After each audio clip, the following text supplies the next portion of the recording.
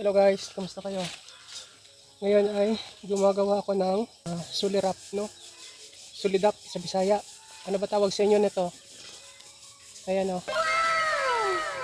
At ihaharang ko dito sa aking mini nursery sa gilid, no? Kasi pinapasok ng mga manok guys, yung mga sisiw. Ayan o, nakakasuot kasi sila dito sa sa space na yan. Hanggang doon sa kabila. Dahil nasisira yung aking punla ng papaya.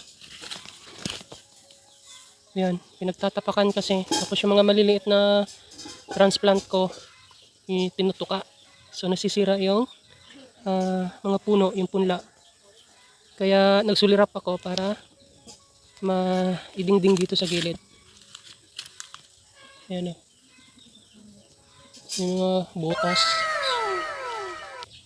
Ito kasi ang laki ng butas na to. Dito sila dumadaan. Kaya kumuha ko ng palapa ng nyog para gawing sulirap, no? Tapos ko na itong isa. Itong isa naman. So tatapusin naman natin itong isa. So yun lang guys. Thank you for watching. See you on our future vlogs. Bye!